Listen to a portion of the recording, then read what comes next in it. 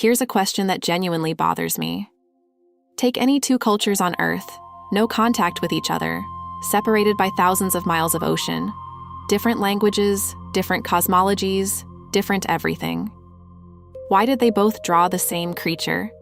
Not similar creatures, the same creature. A flying serpent, associated with water, associated with creation, associated with the sky, associated with knowledge that comes from somewhere beyond ordinary human experience. Every inhabited continent, independently, the same image. I want to talk about why I think that happened, and what it might mean for us, right now, as practitioners. Let's just look at the evidence first, because the scope of it is the point. In Australia, and I want to be specific here because this isn't one culture, it's over 250 distinct First Nations language groups, each with their own name, their own stories, their own relationship to this being. The Yolngu call it Yurlunggur, the Kunwinjku call it Nyalyod, the Noongar of the Southwest call it Wagil. Different peoples, different languages, different geographies across an entire continent. All of them, a great serpent, creator of the world, connected to water, flying in the sky. The oldest of these traditions may be 65,000 years old. That is not a typo. In West Africa, the Fon people of Dahomey, modern-day Benin, have Ayida-Weddo, the rainbow serpent. She existed before the earth was made. She carried the creator goddess through the cosmos as the world was shaped. The mountains are where she rested. The rivers are where she moved. That tradition crossed the Atlantic during the slave trade and became a core part of Haitian Vodou. Same serpent, same name, now on a different continent. She traveled along the Atlantic corridor. You could argue she never left it. In Mesoamerica, Quetzalcoatl, the feathered serpent. The Maya called him Kukulkan. At Chichen Itza, they built an entire pyramid so that at the spring equinox, the shadow of a feathered serpent descends the northern staircase. They encoded it in stone. They wanted you to see it every year. In the Andes, the Inca and their descendants, the Quiros, have the Amaru, a vast cosmic serpent connecting heaven and earth. The Quiros still call the rainbow Amaru of the day. They call the Milky Way Amaru of the night. The same creature, in two different skies.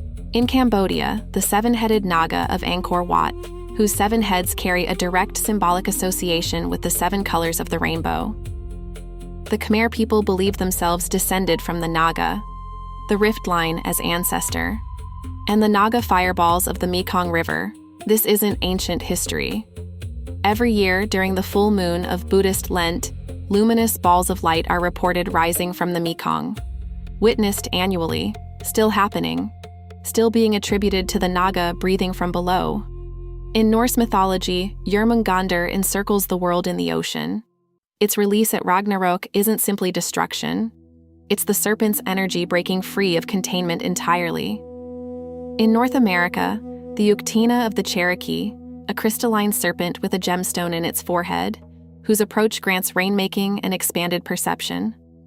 The Mississippian culture built their entire ceremonial complex around the winged serpent, associating it with the Milky Way, with the path of souls, with the cosmos itself. I could keep going. Egypt, Mesopotamia, Slavic tradition, the Norse, China's long dragon, Papua New Guinea, the Amazon, every inhabited edge of this planet, the same creature. Now here's where it gets interesting from a chaos magic perspective.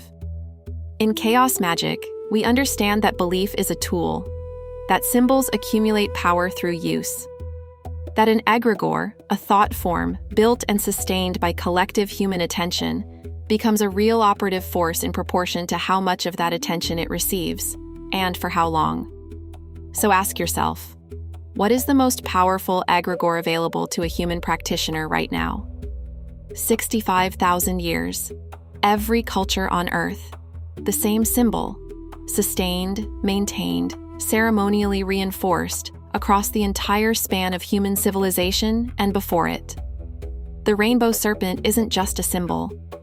In chaos magic terms, it may be the most densely charged egregore that exists. It has been fed by more human attention, across more time, from more directions simultaneously than almost anything else we can point to. Helena Blavatsky noticed this in the 19th century, that the serpent symbol appeared in every tradition she studied, always carrying the same content. Wisdom that comes from beyond ordinary human experience, creative force that underlies reality, knowledge that the institutional religions specifically tried to suppress. She called it the archaic doctrine, a primal transmission encoded in the serpent across all cultures. She didn't have the framework to explain why every culture independently arrived at the same symbol, but she saw that they had. And then something interesting happens in modern chaos magic. Peter Carroll died on the 22nd of April, 2026. 3 weeks ago, he was 72. He published his final book, This is Chaos, Embracing the Future of Magic, just last year. Still working, still thinking, right up to the end.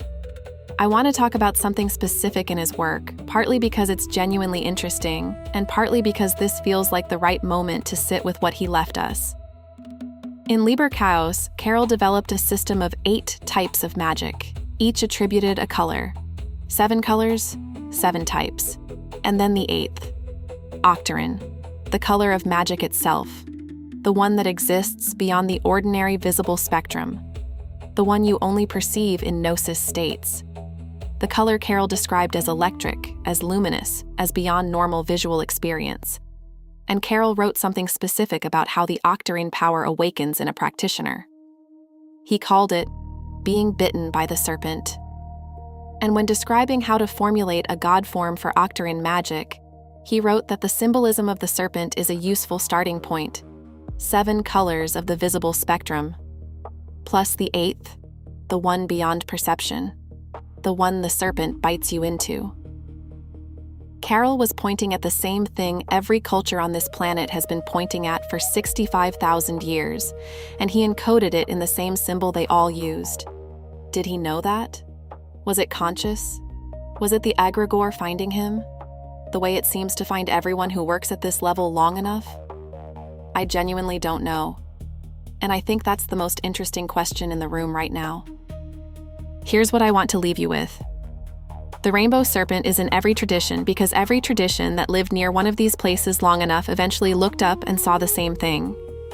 And they named it what it looked like. A rainbow. A serpent. Flying. The symbol survived everything. Suppression, inversion, the collapse of the traditions that originally carried it. It kept moving. It found new practitioners.